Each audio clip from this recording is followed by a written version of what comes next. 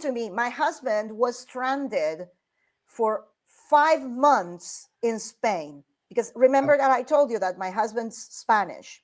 Yeah. So he had to go for because he had some problems with his bank and he had to renew his ID. So there was a moment in the early summer 2021 where Spain, Europe, they opened their borders, but only to EU citizens. So my husband went in one of those windows where it was open. And then they closed it and he couldn't return home. And I was trying to get him on a charter plane that was going from Barcelona to Montevideo in Uruguay. But the problem is that he needed a special permit to leave Uruguay and hop on the ferry to cross the river. He couldn't do that. I couldn't find a permit. I spoke to the Argentine embassies and saying, like, listen, my husband is a Spaniard who's trying to come home to me, to his wife. It was really hard. And eventually the Argentine airline, I met someone who helped me get him home, but it was really, really hard because he was basically couch hopping for months. He spent like 3-4 months couch hopping until I was able to get him on a flight back home. Everything was crazy. Buy my novel, Escape from the Village, from major booksellers online. Go to escapevillage.com. Subscribe to the Substack. Go to fountainheadforum.substack.com. Support the forum. Go to buymeacoffee.com/fountainheadforum. Thank you. I have your permission to record, upload, and use this in perpetuity. Yes. Welcome to the Party Pal. This is Fountainhead Forum 310. I'm talking to Lady Astor. I probably should have gotten you on here a long time ago because she does public relations for music. She also has done public relations for Javier Milei and Victoria Villarreal. We're going to talk about what she's done and what they plan on doing this year. She does publicity for the Partido Libertario Argentina, I guess we should say, but La Libertad Avanza. La Libertad Avanza, yeah. Sorry, yeah. Yeah, I know there's the party and there's the coalition, but she does for La Libertad. I would, like, theoretically, I could be called a propagandist. We could call her a propagandist, yes.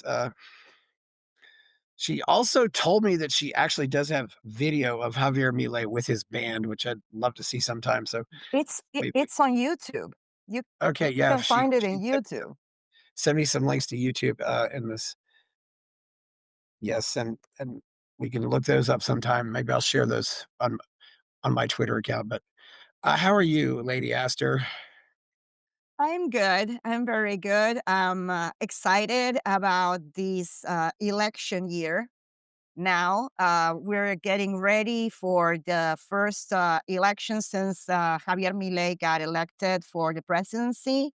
And we're now going to be able to gauge the impact along political lines because, as many people know, La Libertad Avanza, which is Javier Milei's party, does not dominate in the Senate or in the Congress because people elected him for president, but they were not really aware of the party platform in the presidential elections. So they were a little cautious. People voted for the candidates that they liked, and then Milei for president. So he's been basically ruling by decree to some extent because Argentina is a very presidentialist country.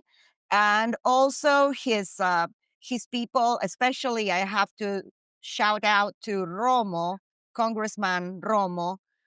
He is the head of La Libertad Avanza bloc, and he's been a very skilled negotiator considering that they are in the minority. But with the pro party that responds to former President Mauricio Macri, La Libertad Avanza has had some support. But now, because these elections are about senatorial and Congress, houses, we'll see if Milei is able to, climb, or like, if he gets the majority, that would be a dream. Like, everybody is expecting this. But I definitely think that he's going to get at least 40% of the votes.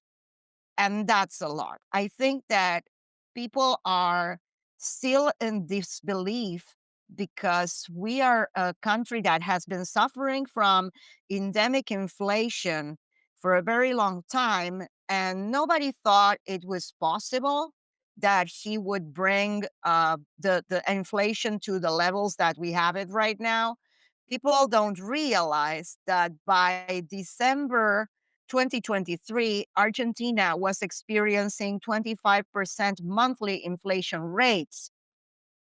And that is, it's very hard to live. It's very hard to plan when you don't know what prices things are going to have next year. So, for instance, many people were saving in canned goods and imperishables like toilet paper, kitchen roll, tuna cans, even pasta, things like that, that you wouldn't believe because, of course, you could hoard that. And because it kept climbing in price, that's how you balanced your checkbook. It's like with real things. And of course, the dollar, the Argentines, we love the USD. That's the currency of choice for every middle class Argentine. We usually save under our bed because everybody knows Argentines don't trust banks, especially after what they did to us with the 2001 default. I don't know if you recall that, but Argentine banks basically stole savings from Argentinians. We went into complete default. The president fled in a helicopter, and we had five presidents in a week. And sadly, this was a sort of coup that was inflicted by the leftist Peronists, because the Peronist party is divided in different branches since the death of General Peron. And a lot of people outside of Argentina don't really understand the phenomenon because there's right wing Peronism and there's left wing Peronism. And it's the left wing Peronism that came strongly after the 2001 default. They won the election with only 23% of the votes in 2003 because former President Carlos Menem forfeited his election.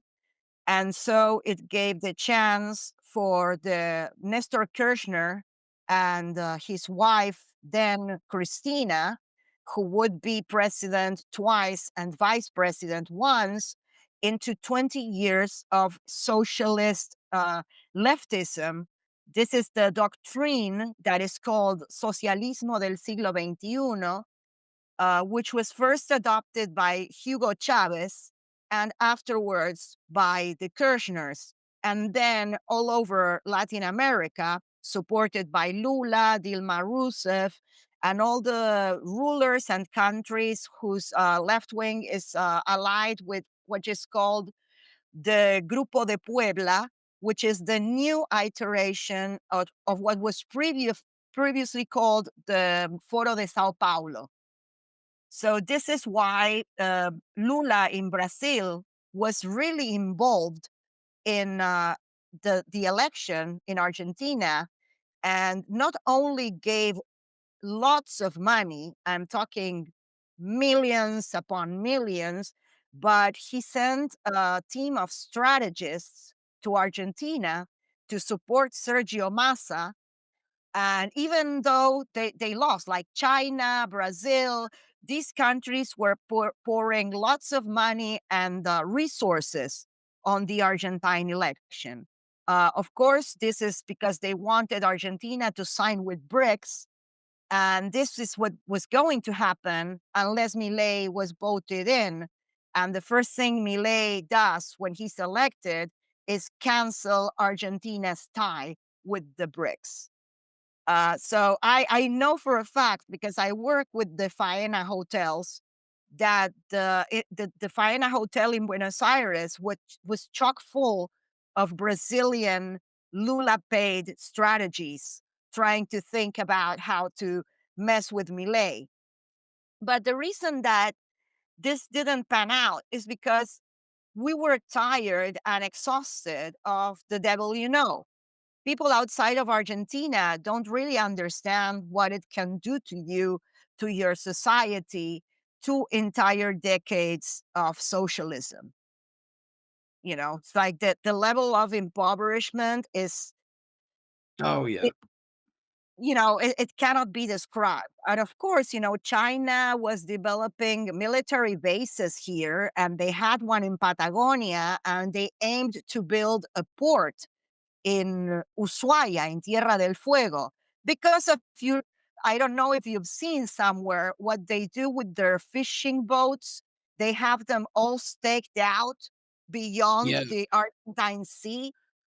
We've had people go with planes, and it's like a continent of vessels that are depredating the Argentinian Sea. So of course, all these countries had stakes. We even had demonstrations by citizens of Bolivia who live here in Argentina, who were afraid of losing their free money. What they how you call them gigs, there, and what they cost was the opposite of their intention, because they went into the street and we saw hundreds of these people that were living off our taxes marching in the streets. And we were like, oh my God, like we were really paying for this many people. It was insane. Argentina was being abused as the pay pig of Latin America. Like the US is the pay pig of North America, we are the pay pigs of South America. It's kind of amazing, yeah. So the Sao Paulo Forum has been renamed, is that what you said? Or the Yeah, Foro de Sao now Paulo? it's Grupo de Puebla. Google that. Gru Grupo de Puebla, yeah, I didn't realize that, that Wikipedia hasn't even been up to Grupo de Puebla, yeah. So, that's another thing too, though. You have all these demonstrators, and they're all left wing, and they're all funded indirectly by the government here too. I don't understand how this ever came to be. It's w The entire it network of like USAID, when it was yeah. dismantled, Oh, yes. we started finding out that they were funding some of like really hard left publications and groups even. And these people, they are completely anti-imperialist. Like I'm telling you, hard left. They even were funding this publication called Red Harvest, Cosecha Roja, like with sickles and hammers. Like, why would they do this? Like, why would USAID fund something like this? Because there was another group that they were funding called Amphibia Magazine, that is all about like feminism and eco warriors and LGBTQ plus and all this. And this made more sense because that's kind of like this American global homo secularized religion or praxis, whatever you want to call it. But that made more sense because this is like an American distilled ideology. But the hardcore communist thing being funded by USAID, I just it doesn't make sense. Like, why would you fund people Yeah, who I hate you?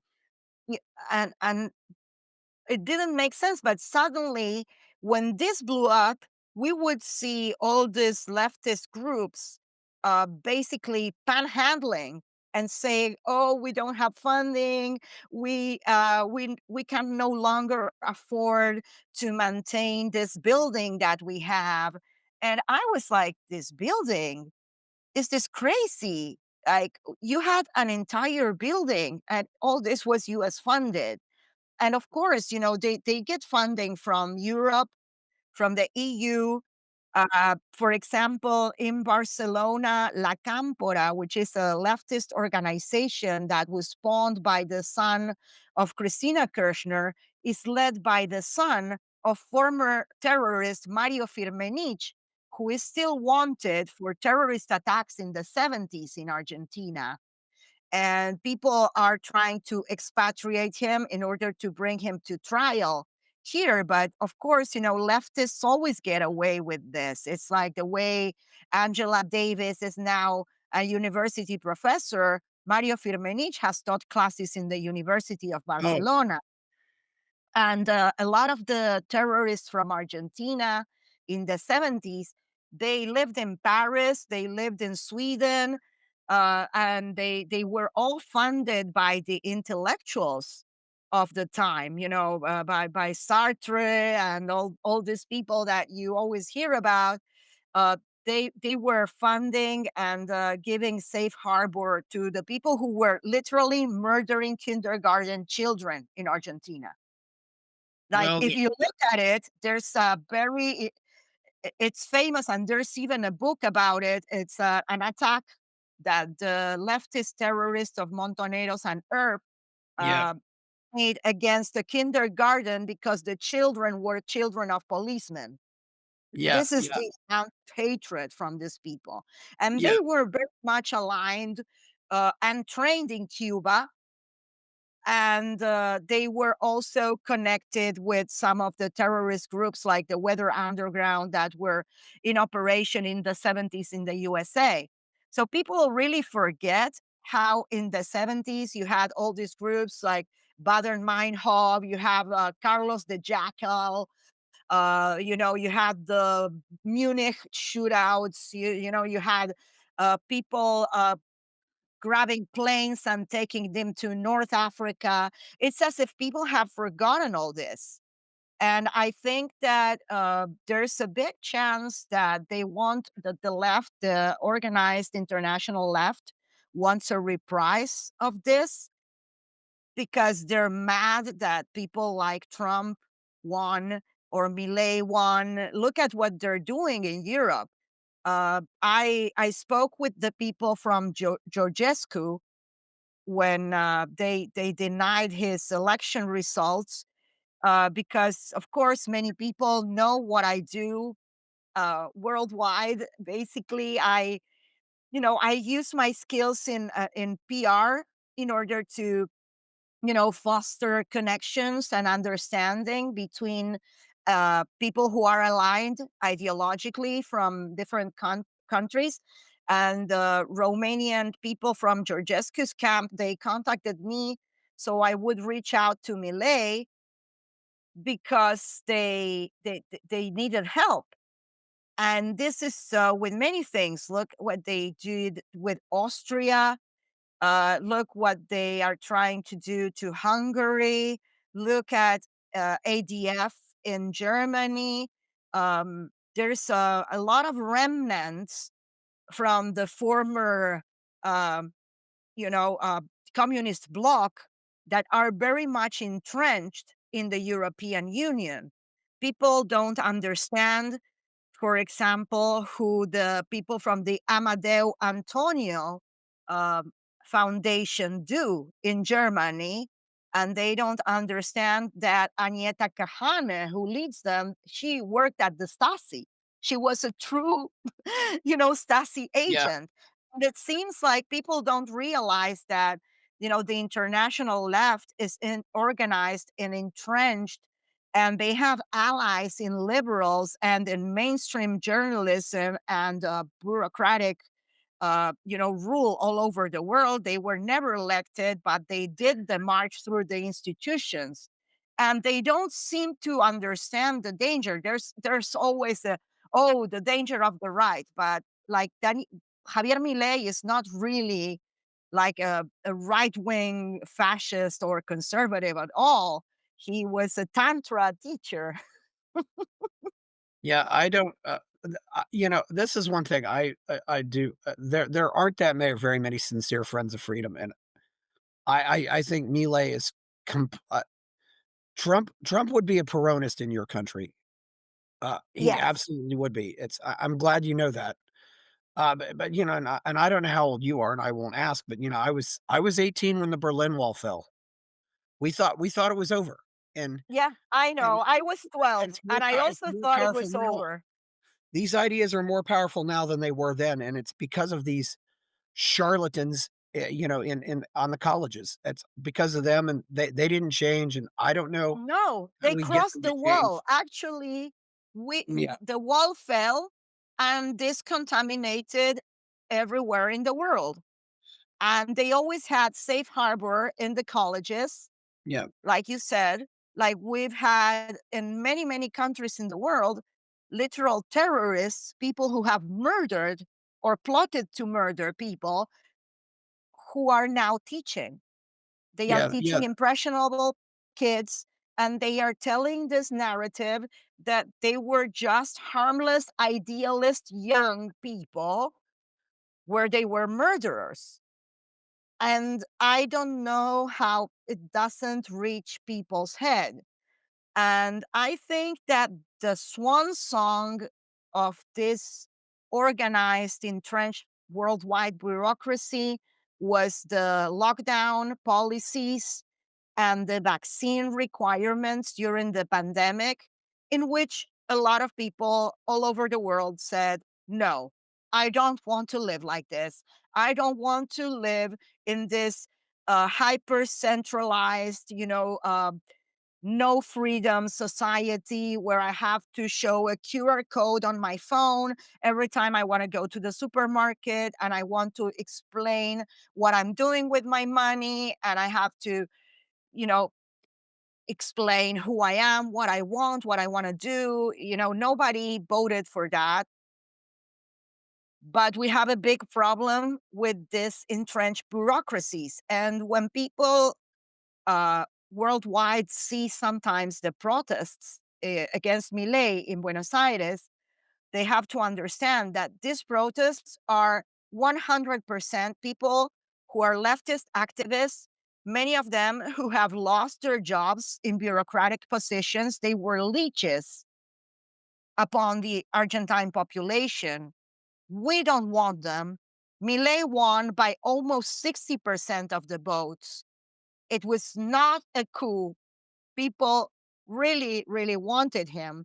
And right now, for example, a phenomenon among boomers, Millet has 63% approval.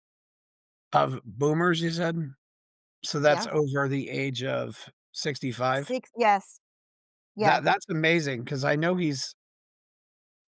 I know how well he's doing with, voters with under 30, so Oh, yes. Under 30 is crazy. Like nobody under 30, like 25, even more, is going for anyone but Millet. There's only a very small tiny percentage of women and LGBTQ people who are, against Millet rabidly. But the only generation that doesn't like Millet, funny enough, are millennials because millennials grew up when the Kirchners were on the right and they have this kind of like nostalgia about that era and also because they have been raised to be collectivists. So Millet has a support of only 38% in that demographic. I don't like engaging in these kinda stereotypes, but it seems like they're No. the same way it seems like they're the same way here, and it's yeah, I don't know how things have changed, I really didn't wanna talk about the opposition. Who what do you right now the Congress is at well, there's 7 out of 72 in the Senate and 38 out of 257 in the chamber of deputies. So, what can who do we have any people that you think got a really good shot this year at running, and who are some of the people that have been big stars, Well, so far? I think in Buenos Aires, in the city, Yes. the election for the legislative chamber has been advanced, and it's now happening in May, and it's one of the most heated elections because we have Manuel Adorni, who basically is Milei's spokesman, Yeah. who is running. You have Ramiro Marra, who's a former member of La Libertad Avanza, who was ousted recently, Yeah, what happened with him? but is well, it's still Milei aligned. He's like still Yeah, libertarian, but he voted alongside the PRO in order to raise taxes in the city of Buenos Aires. And because Javier Milei is so adamant about raising taxes and he disobeyed the diktats of the party line, he was expelled. But a lot of people in La Libertad Avanza still like him, and he's very popular. For example, my mom loves him. My mom really loves Marra. And then you have a couple of other candidates, and the Kirchnerista left is bringing their candidate Santoro. And there's two Santoros. There's a good Santoro that is Jamil, uh, Shamil Santoro is a friend, and he's very active, not in La Libertad Avanza, but more of a Republican style, but very cool politician. You're mentioning Orozco, yes, very cute, and you have girls that are coming like La Libertad Avanza. Funny enough, the feminists say that Javier Milei is a misogynist, but seems to have a lot of very, very active women in its lines. And a lot of people are against Congresswoman Lilia Lemoyne, and she's the head of the party. And yeah, she's also Milei's hairdresser and stylist. And she's a hairdresser by career, and she was yeah. maligned in the beginning. And it's incredible that this feminist type intellectuals, they were denigrating her because of where she comes from. But when you speak with people, you see that she's someone that she really worked very hard, and in order to learn, read more, and become someone important. So in the city, it's between the pro. Well, the city has this party from Macri, the Pro Party, PRO, and they always win in the city because the city is a stronghold for anti-Peronism. The city is mostly populated by people who are older, uh, most of them uh, the children of the Spanish, Italian, well, European immigrants. Yeah. They have their own ideas. They are rabidly against populism from the left and redistributive policies because they've seen enough of that. These are the people who have seen all the Peronist tricks for their entire life, and they really hate Christina Kirchner, who got perhaps one of the most corrupt rulers of all time worldwide, on par with Imelda Marcos. Maybe so, yeah, yeah, it's hard to, corruption, boy, that's really hard, Well, she was all-time recently corruption. banned. She was recently banned of entry in the United States. Yes. I consider myself mostly an open borders person, but I'm not really sad that she's not allowed here. Uh, even though she actually has a daughter that lives here. Yeah,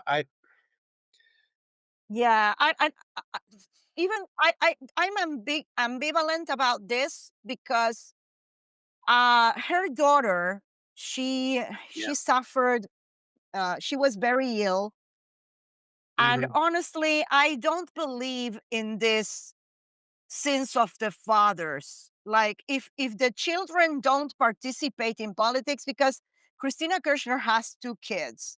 One of them is very active and lives in Argentina and has been elected for Congress. And as I said, Maximo, the elder son, runs La Cámpora and several political associations. But the daughter, if she's not living in the country and she's not participating in politics, leave her alone. Oh, You I know, I agree completely. There are plenty of people who have no. the granddaughter of Joseph Stalin also lives in the US. And to my knowledge, she's an anarchist and a bit of a punk rocker and doesn't share her grandpa's ideology at all. So I believe in letting these people live their lives in peace, you know. And Well, there yeah, yeah, just like there was a very prominent atheist in America who had a son who later became who was all in on Christianity. So it's a. yeah, and in many cases, they become the opposite of their parents. So in that, but honestly, you don't want Christina Kirchner anywhere nearby, and it should be good for her corruption to live the rest of her days secluded in Argentina without the Yeah. possibility of spending her ill-gotten gains in places where she will not be recognized. But now that you mentioned the open border thing, I remember that you also mentioned how um, Venezuelans have been absorbed and ingrained into the libertarian setup here in Argentina. And I have to say that differently from other countries in Latin America who were not happy to receive Venezuelans, we seem to have gotten the better ones. Like we Yeah. didn't get the ones who are part of organized crime organizations. Um, so we seem to have gotten the middle class, people who just want to work. Um, it's ironic because a lot of people say doctors and professionals, but in this case, many who came here are.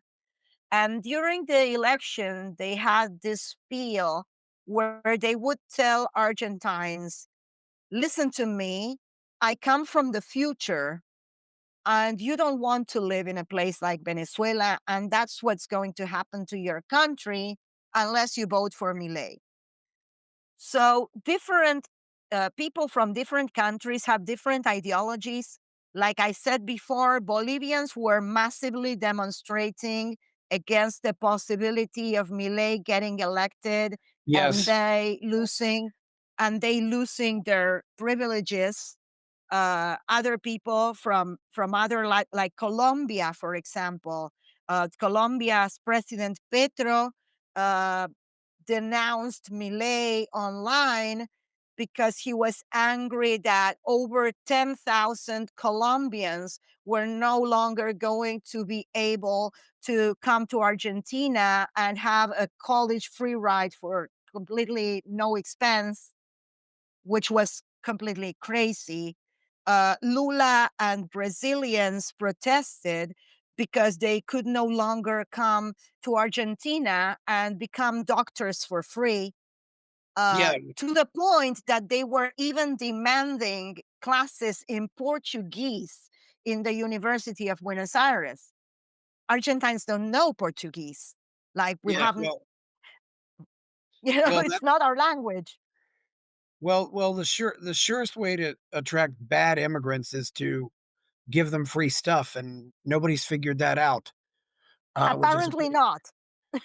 and which seems really pretty obvious to me, but I guess I don't yeah.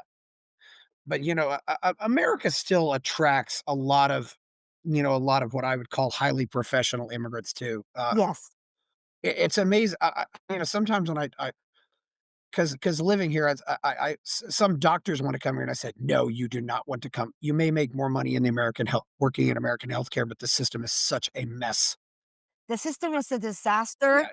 Yeah, I can tell you a story right now. My sister was yeah, visiting well, as a tourist. She started having some pain in her abdomen, was rushed to the hospital, ended up being her appendix, had emergency appendectomy, and now owes $60,000, even though she had insurance. yeah, yeah, I know all about stories like that. The American healthcare system is probably the one thing, that's ever been devised that has combined the absolute worst elements of socialism and the worst elements of crony capitalism, Yes. and it's the ultimate example of what they call the third way. We'll mix them both. Yeah, well, but I don't wanna talk about American healthcare here. I wanna talk about what's going on down there, you know? What are some what do you think they might try to propose, if there are more people in Congress? Because right now it's still not very significant. Also, what about all these governors? Because as far as I know, most of the governors are still the provincial governors are still very hostile too. Yes, but some of them are pledged because the RIGI, RIGI. RIGI is a system that brings foreign investment for developments Yes. in the provinces. And thanks to this program, a company came and recently discovered uh, ores like there's this silver, gold, iron. Some of the biggest, mines in the world were recently discovered in the province of San Juan due to this program, that brings development to the provinces. So a lot of governors, because of this, they have said, okay, yeah, this is a good idea. We'll bear with Milei. And there's another thing that is basically the taxing system for what the provinces get. They want to change it to make them more competitive between themselves, so the provinces can decide whether to raise or lower taxes, making them more attractive, to people who want to move around. Because Argentina, it's completely centralized in Buenos Aires, the city and the province. The city is ruled by Pro, like I said before. Right now, the cousin of Macri, Jorge Macri, is the city mayor.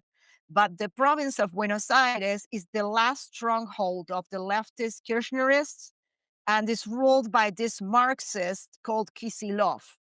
Yes, He Kicillof. wanted, yeah, so It's horrible. Kisilov is really a big problem because as Milei lowered taxes, he raised them to sky high. And so let's see what happens. A lot of people are seeing in the province that it is possible to vote for someone else.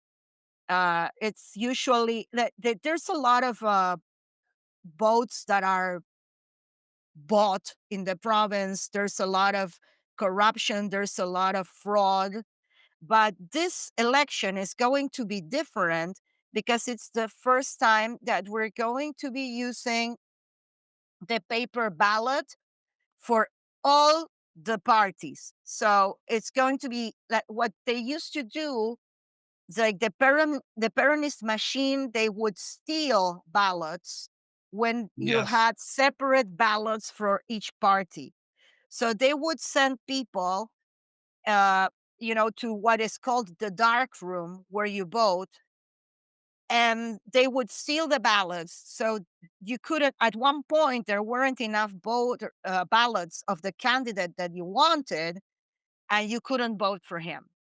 And also, they would write because you have people who check, the amount of votes, and each party has to send their own overseers.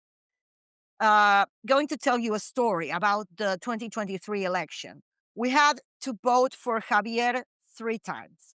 The first Yes. time was at the Paso, the primaries, the open primaries. Yeah, the open And primary. there wasn't much corruption in this one, there wasn't much fraud because they were convinced that Milei had no shot. Yes. And yes, they thought that he was not going to get enough votes and that the contestant was going to be Patricia Bullrich. So they thought, okay, let's just do the normal thing. Let's not exert ourselves much because it's probably going to be Massa versus Bullrich. And on the main election in August, we're going to win, and it's not going to go to ballotage. What they never imagined is that Milei was going to win that primary by a landslide. And then in August, Milei was going to go to ballotage. So in the second election, the one in August, there was massive fraud, massive ballot stealing, massive manipulation. They were not allowing uh, overseers from Pro or La Libertad Avanza inside of some schools because here we vote in schools, in public Yeah. schools mainly, but also Lots private of voting in schools. schools here too, yeah. Okay, so uh, this happened. Like in the first election, they didn't do much. Second election, because they wanted to stop Milei, they start doing this. But instead of Patricia Bullrich going to ballotage, it's Milei versus Massa. And then on the third one, everybody was really afraid of the fraud. Very, very afraid because we had seen it. We had seen what they could do in August. So in October, Mauricio Macri takes the very important decision of giving the overseers to Milei. And Patricia Bullrich steps down, and Luis Petri, who was going to be her VP, steps down, and they say, let's pledge our votes for Milei. And then Yeah. all the boomers, because the boomers are basically property of the Pro party, and they were all going to vote for Patricia, my mother included, because my mother is a hardcore Macri fan and loves Yes. Patricia. So all these elders, all these gray-haired people, they went from being the viejos meados to the viejos amados. Viejos is old people. Meados is peed, like peed upon elders. That was what the young kids called those who refused to vote for Milei. So like they had peed themselves because they were so old that they needed diapers. So when all these elders pledged for Milei, they became beloved elders. No more peed elders. They were the beloved elders from Yes. meados to amados. And they carried the election and Milei won. And I will never forget the night he won, it was a party in the street and it was mostly young people hugging with elderly people because it was the people who believed in the future. And there was this really curious alliance between grandparents and grandchildren. A lot of kids convinced their grandparents to vote for Milei. That's really great. Do you think Bullrich, endorsed Milei out of ideology or just out of she thought this was the horse who was going to win the race? Strategy. She's very smart politician. She's served between many, many parties, and Yes. she's a very savvy strategist. She's always courted young people. She has very, very intelligent guys. Uh, he's not working with her anymore, to my knowledge. But before I mentioned Shamil Santoro, who's running now, and he is someone who used to work. One of the main. Also, there's this guy called Alvaro Ziccarelli. Very, very smart You strategists, spell guys. that Yeah, and Alvaro. they are all aligned, because there's between Pro and La Libertad Avanza, there's always a little bit of synergy because these are the two parties that are against Kirchnerismo. And the biggest fear now, this election year, is that the Kirchneristas, the left, might make strides because we're always afraid that they might return. This is what happened after Macri. Macri was too milquetoast. He was not strong enough.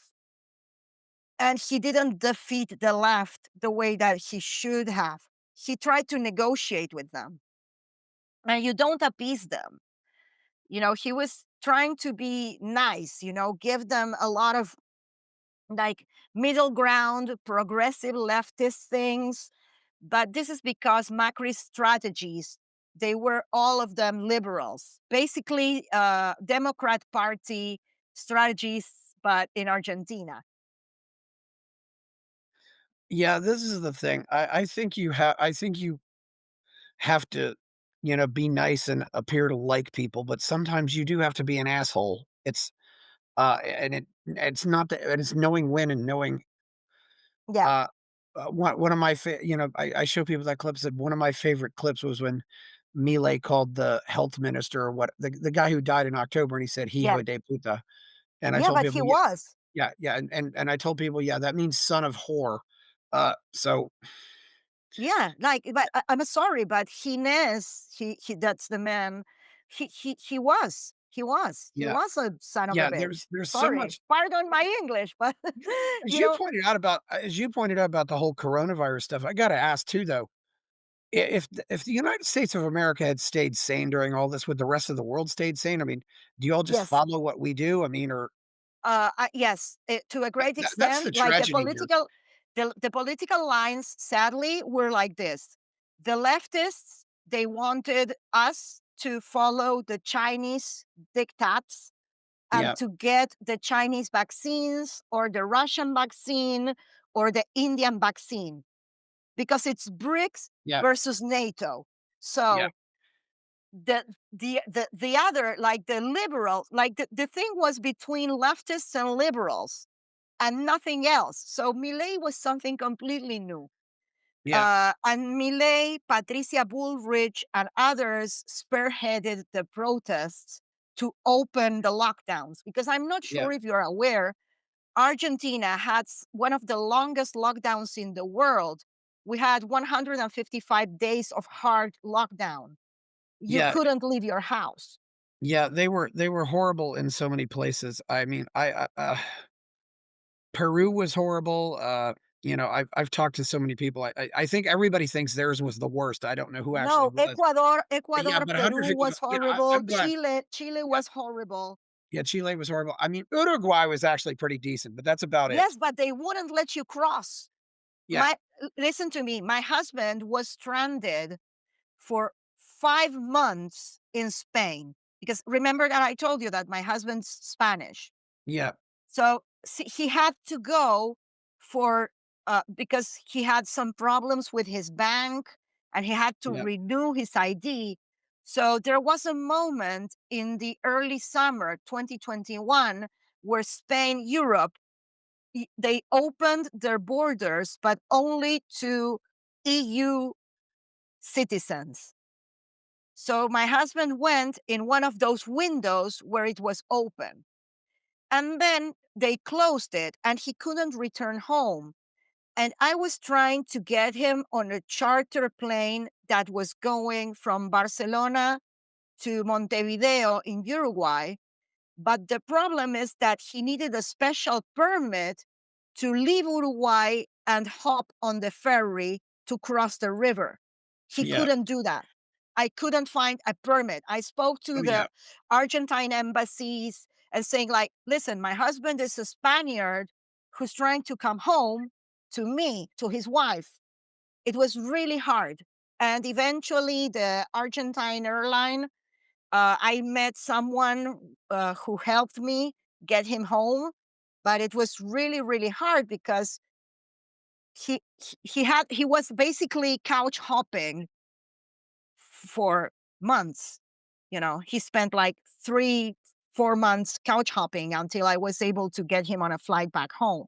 Everything was crazy Oh, in I those know, yeah, days. it was absolutely nuts. I don't know how I just look at myself and say, we allowed this to happen. It's like, what will we not tolerate after this? It's so, uh, I think that for a lot of young people, that was enough.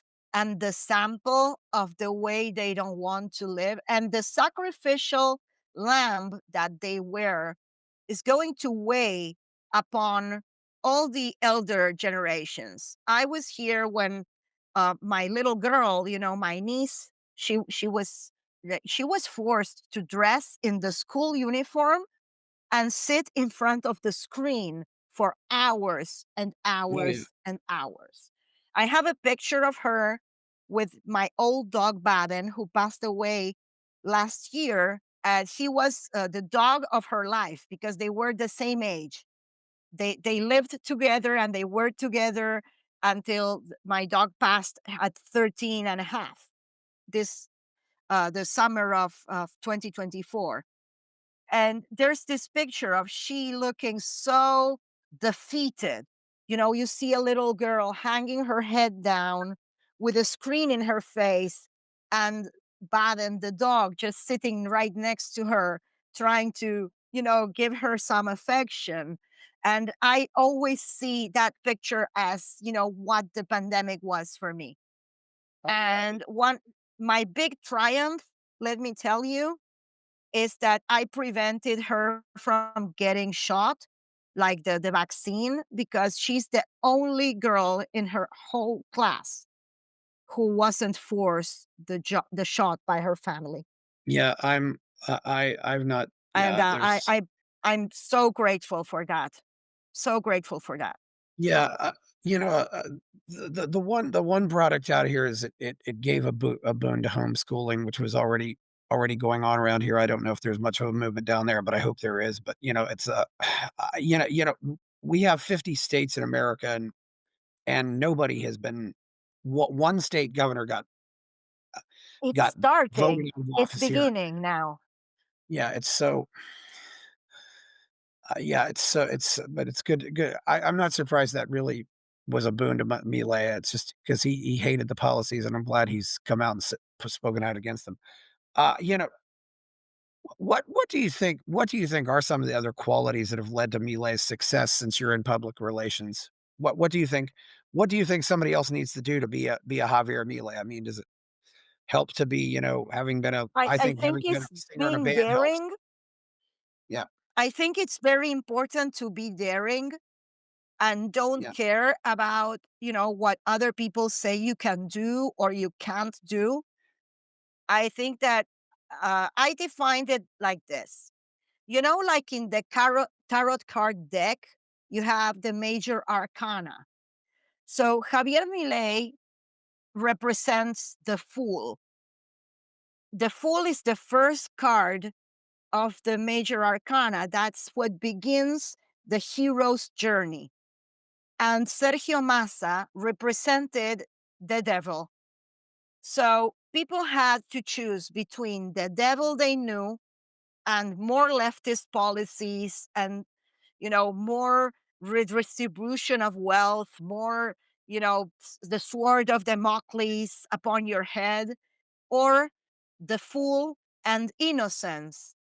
And that was represented by Millet. Maybe a crazy guy, maybe a fool, but for the fool, everything is a promise. Everything is the beginning.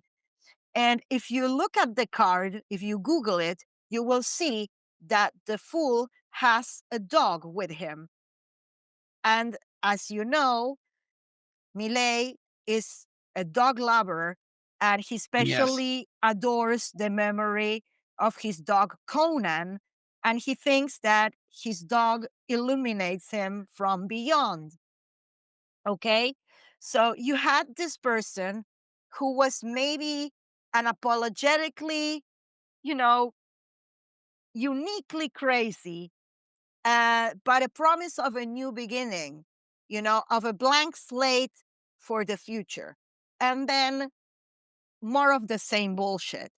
And people chose that, joker, that joker figure, that fool, that they chose to traverse a new road.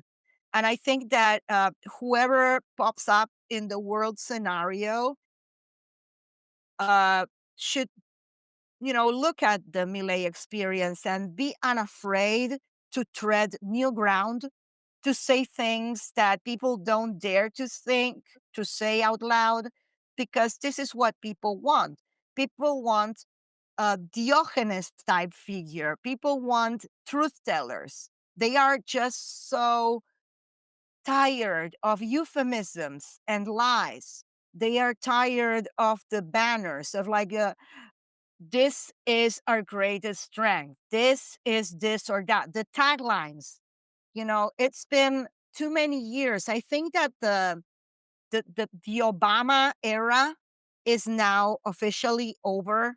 Like the era of the fake, concern, we're all in it together, but it was always false because they weren't. It was just a power grab.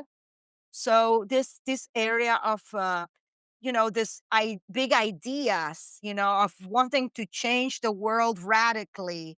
I think people just want freedom and the possibility to build their own lives according to their own prerogatives. This is why so many groups of sovereign individuals are popping up. This is why uh, Bitcoin and other, crypto offerings. This is why there's also so many groups and gatherings and conferences popping up, because also people want to meet in real life. People want to see each other face to face. Maybe so. I certainly hope that, is the case. I don't know what's happening here in America, but it might happen, it's and maybe it'll happen with Johannes Kaiser in Chile who's running. I don't know if you know him. I love him. I've I, had I access had twice. I had the pleasure of going into a meeting with his brother and some people who are strategists from the country. Yeah. We spoke a little bit about the Milei experience here and also about the experience in El Salvador with Bukele, because I am fortunate enough to have traveled twice to El Salvador and know some people in that administration. Mr. Dave Ribard, who is in charge of the Sign of the Nation, a very brilliant American, former Reagan administration, who has pledged support to the Bukele government and with such intelligence. People don't realize that there's some Americans who are, uh, silently helping some of these countries, like good people who want to see Pan American involvement uh, in many of these endeavors. And even myself, I work for a foundation called Floracion Foundation, and we're developing policy regarding child trafficking. And this policy is being developed between Kaiser people in Chile, Milei people in Argentina, Bukele's people in El Salvador, and some Trump people in the US. Because as you know, it's not a monolith. You have a lot of libertarians within the Trump administration too, and Yeah. now. I don't know of any, but Yes, you do have, but of course, the situation that you have there is different because you haven't the same way that in Argentina, Milei had to destroy a lot of bureaucracy in order to move forward. Trump will have to do the same. So for different countries, it's different strategies, and I think that there's going to be like the tariff thing. I'm more of a free trade person myself. But if they yeah. work in order to disengage China from America, it should be a tool towards a goal and not much more. In my personal opinion, I'm not a big economist, I'm more of a philosophy person, but Yep. basically, this is the way I think things would be like mutual agreements. There's Milei wants a free trade agreement with the U.S. They want to open the border between Argentina and the US so Americans can come to Argentina without visa. And so the same with Argentina. We had this in the 90s because President Menem was very close to George Bush Sr., to the point that they even played golf together. And this is the reason that also Argentina is a member of the G20. So we want to see more of that. Uh, the There's a collaboration between Argentine companies and the U.S. companies that is beginning. Also, because of the Rigi plan that I told you about before for trying to develop. Elon Musk and others from Silicon Valley are trying to make overtures to come here. We have silicon ores, and we have a lot of everything here in our country, but we don't have the tools to extract and develop. And I think that would be a boon, to see both countries working and collaborating together. Most Argentinians agree. We never wanted partnership with China. We did want partnership with the US. Well, Elon makes a lot of money off of government contracts, but I do know he's also very much, I think, about trying to find new ways to power things and and if Yes. you've got a lot of lithium, that would certainly interest him. Yeah. I've often said that, I often bring up the fact that South America does not have its own car company, and I think that would be an interesting thing to see happen. We used to have in Argentina, we had the Siam di Tela. We had a couple of brands, but Yeah, sadly they all died in the 70s and early 80s. yeah, But we want some industry. yeah, And I think it's certainly. necessary. Yeah, Chris, I have to let you go because I yeah, have to enter another call, but it's been a okay, well, pleasure to talk to where you. can we find you out there? Well, you can find me on X at lady_Astor. And Yes. also, I have a Substack, but it's a little bit abandoned. But there's my writings there, ladyastor.substack.com. And I think that that's where I'm most active. Yeah, okay, please like this video, subscribe to the channel, go buy my novel, Escape from the Village, check out my Substack, and people are giving me money at Buy Me a Coffee. I'm Chris Baker. Thank you, Lady Astor. Buy my novel, Escape from the Village, from major booksellers online. Go to escapevillage.com. Subscribe to the Substack. Go to fountainheadforum.substack.com. Support the forum. Go to buymeacoffee.com/fountainheadforum. Thank you.